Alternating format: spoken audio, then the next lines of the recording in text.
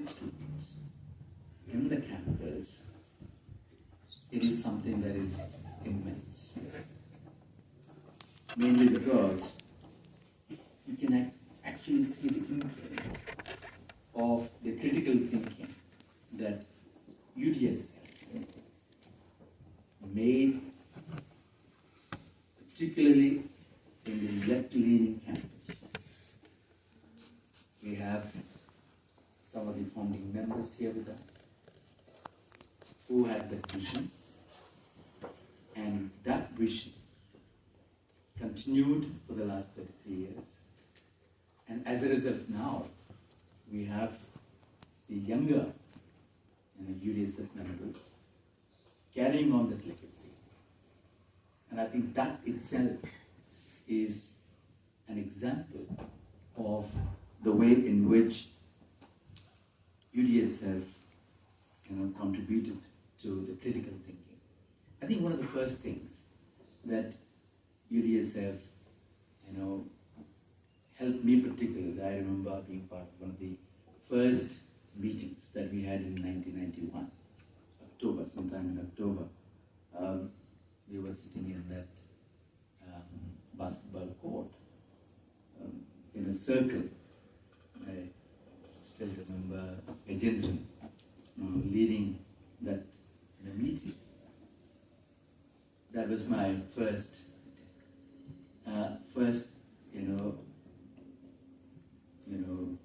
in some ways tryst with, UDSF. And I think what UDSF inculcated among the students is the aspect of critical thinking. Not just thinking, but critical thinking. Understanding various social, political, and economic issues, particularly through the lenses of Dalit consciousness. It actually paved the way for that ecosystem, whereby we began to think about our social issues from a completely different perspective, not from the left, not from the right, but what I call as a perspective from below. I think this is what we've actually imbibed from Dr. Varaprasad and many others. And if you see UDSF, what were the last 30 years? Every year we get a fresh batch of students.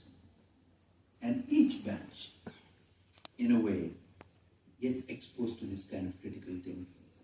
Imagine, for instance, the annual conferences that UDSF members have been committed to organizing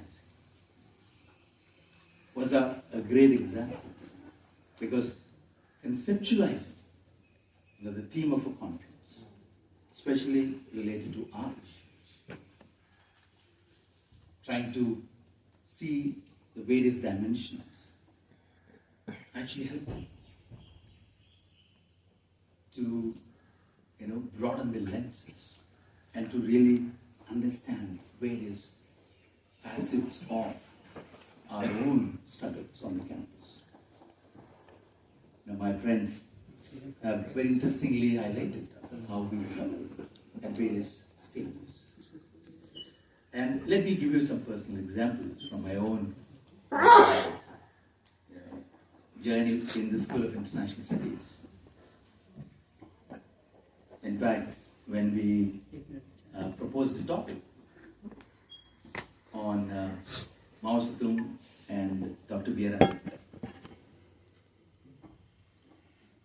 this is something that was unheard of in the School of International Studies. How can you do a thesis on Ambedkar in a science? You know what? The center, what they said?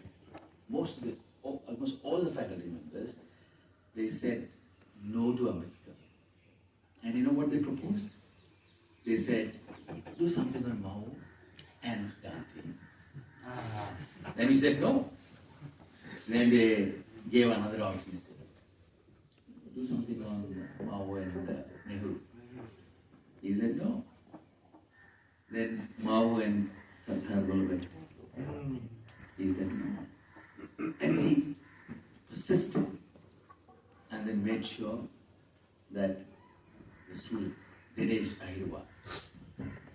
teaching in Central University, Super. Sikkim. He not only completed his PhD, and he got a job at Central University. Then another one, as Paramit spoke a little while back, and he did his PhD on Deng Xiaoping, one of the pioneering leaders of economic reform in China, and comparing his social, political, and economic thought with my work and Shila. Basically, what we tried doing was to push the envelope of the themes that SIS was not really known for. The other two students who went on to do a postdoctoral study in New York as part of India-China scholarship, they did their PhD on social exclusion in India and China, comparing UP and Sichuan. Then another one, social inequality, comparing Manipur with Yunnan. So basically, the kind of exposure that we've had as part of UDSF, though I was not very active, but my association with Gajendran, we were in the same hostel for about 6 years, 91 to 97 until he joined the company in 95, and then I joined in 97. So that kind of ecosystem of critical thinking played an important role. And I would encourage the new members to really look at how we can push the envelope of our own understanding,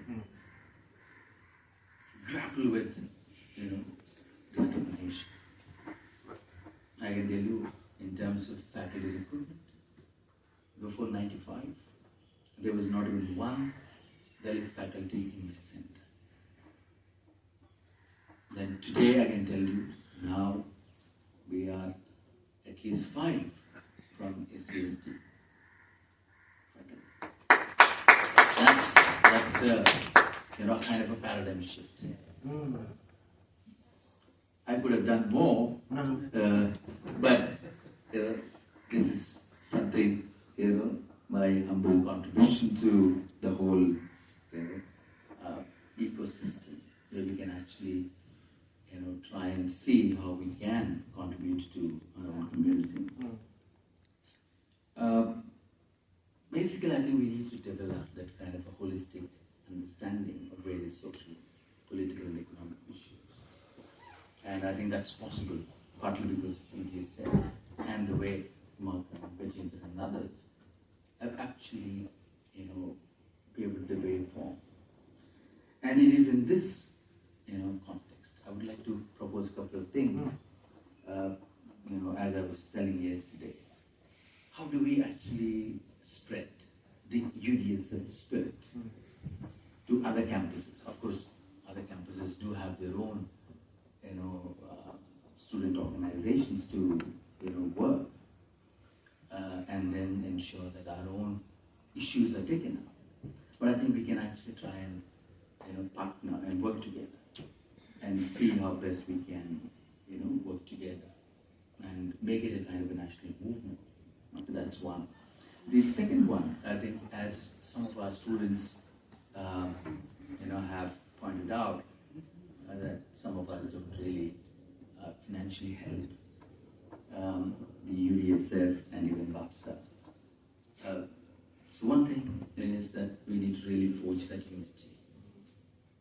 I kept telling Paramit and others that let UDSF be a kind of an intellectual wing and BAPSA be a political wing, and let there be unity. We need to really rise above our differences. And in this context, I would like to propose that we should probably have a corpus wherein all the faculty members, we can actually contribute a little bit so that our students can actually, use that money and continue the